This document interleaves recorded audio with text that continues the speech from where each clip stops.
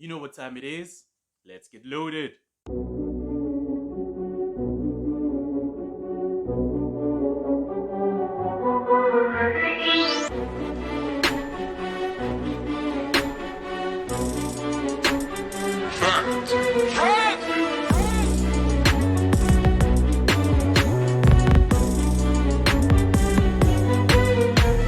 Hello and welcome. I missed you guys last week, man. I wasn't feeling too well and therefore I couldn't record, but as you can see, I'm alive and kicking. I hope you guys have been taking good care of yourself during these unprecedented times you live in.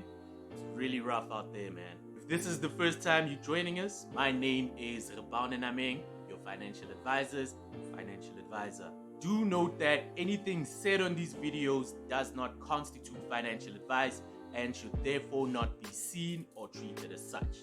For adequate and holistic, tailor-made advice, please speak to a registered financial advisor. After all, speaking to one is actually free. With that said, today I want to continue on our topic of looking at the factors that one needs to consider when choosing a fund, and today we'll just be focusing on the fees. Fees are a sensitive subject, and rightfully so. It is the first thing that eats at one's returns, and it is before any taxes come into play. Most investment platforms that are out there will have certain fees that are attached to them. These fees are how investment companies and advisors keep the lights on. After all, there's no such thing as a free lunch. Fees are usually charged from the capital or investment amount, and it is usually a percentage of what you're actually putting in. Fees are different depending on the platform that you're investing in and also the kind of fund that you're actually investing in. They may also be different depending on how you actually want to structure your investment or what your investment goals are. For example, in a previous episode, we discussed the difference between unit trusts and endowments, and therefore the fees will also be different in those different platforms. Also, if I'm putting aside money for retirement purposes in a retirement annuity, for example, the fees may also be different. In today's episode, I just want to touch a little bit on these fees so that you're in a position to make a well-informed decision when choosing a fund. Remember, I said that I'm actually going to discuss 4 factors, so you shouldn't take fees alone in isolation when you're making your decision to choose a fund. There are 2 sets of fees that one gets when investing in a fund, and these are called ongoing fees and initial fees. So let's start talking about financial advisors and how they make their money out of your money. I kind of feel like I'm gonna get a lot of advisors angry at me for this episode, but it's fine, man. That's hard. Your advisor should be discussing these fees with you in any case, but if they haven't, it's a pleasure. So you're usually having this discussion about the different funds and different options that are available out there with your financial advisor. His job, or her job rather, is to tailor-make a financial plan using the different options, taking into account what your financial dreams and goals are. Basically, he is the link between your financial goals and the instruments that you can use to achieve these financial goals. They also have the task of monitoring the performance of your funds to see whether they are still in line with achieving your goals. They should also be able to recommend switches if you need to switch into different portfolios based on poor performance of the funds, and for that they charge fees. Let's look at the advisor's initial fee and how it actually works. Initial fees or upfront fees are fees that an investor pays on the first day of investing. They are deducted directly from your investment on the very first day of investing. The fees are legislated at a maximum of 3.5% inclusive of VAT. Let me maybe make an example of someone who has a lump sum of 10,000 that they want to invest. 3.5% will be deducted on the first day of this particular investment, and therefore what is actually invested on the very first day is no longer 10,000 but 9,650.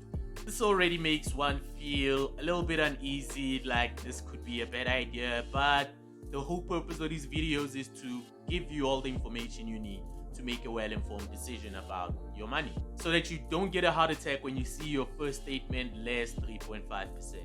The good thing is, advisory fees are actually negotiable between you and your advisor. Yeah, I'm definitely gonna get a lot of angry advisors after this. So this is the only fee that you are actually charged upfront or charged as an initial fee. Your advisor can also charge an ongoing fee, also known as a service fee. This fee is charged on an ongoing basis annually. Here's how I look at paying an advisory fee. As much as one can represent themselves in a court of law, it would be to your best interest to actually get an attorney. Just like how legal matters can be complicated, financial matters can also be arguably just as complex. So you can go onto these funds and invest on your own, just like you can go into the pharmacy and self-medicate. But remember, a patient's life who suffers from cancer can be saved if a doctor detected this early. So that's why I say pay your advisory fee so that your financial advisor can look out for any financial cancers. Some advisors would choose to have a higher ongoing fee versus a lower upfront fee or initial fee, or vice versa. It basically comes down to how the two of you actually negotiate. Advisory fees are the only fees that you can negotiate. The rest are charged by the fund itself. The fund also charges something called a management fee. This is the fee charged by the fund for managing and administering the fund, basically moving money around on your behalf. This fee varies from portfolio to portfolio and also from company to company. This fee is charged also on an ongoing basis annually for the duration of your investment. Another fee that you can find on your investment is something called platform fees. Again, it is charged on an ongoing basis annually for investing into their platform. So there's various platforms that are available out there.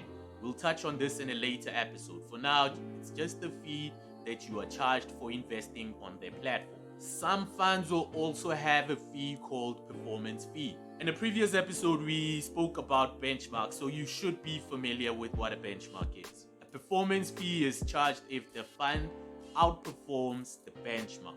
This fee also varies from portfolio to portfolio and from company to company, and it is also an ongoing annual fee as well. It's also important to note that most funds do not have performance fees, and therefore that means most companies do not charge performance fees. But if you're charged a performance fee, it would mean that you are actually performing really well because it's above the benchmark. Now, when choosing a fund, in your fund fact sheet, you will also find something called TER, which is short for total expense ratio. The TER measures the direct total costs involved in managing a fund.